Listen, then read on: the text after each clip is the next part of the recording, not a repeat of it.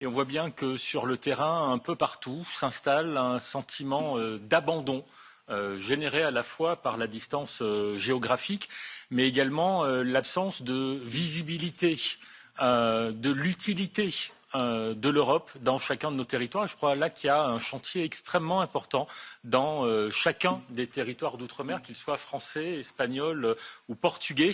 Et cette absence de visibilité, finalement, est aussi le carburant des populistes qui attisent en permanence ce sentiment d'abandon et une colère contre l'Europe, alors que l'Europe, elle est présente, et vous l'avez bien dit, au quotidien dans chacun de nos territoires, même s'il y a très clairement des axes très forts d'amélioration de cette politique de cohésion que nous construisons tous ensemble ici pour la rendre encore plus utile au service de nos territoires. Ce que je voudrais vous dire, c'est qu'on arrive à un moment où on sent bien dans nos territoires, et vous l'avez dit dans votre rapport, où les attentes sont très fortes, notamment pour la jeunesse, pour l'éducation. On est maintenant bien au-delà simplement de la nécessité d'infrastructures. On a besoin de beaucoup plus que du béton et des routes. Il faut miser encore plus sur l'humain et ça doit être une priorité fondamentale de l'action politique dans l'Europe, dans chacun de nos quotidiens. Voilà ce que je voulais partager avec vous et redire à quelques mois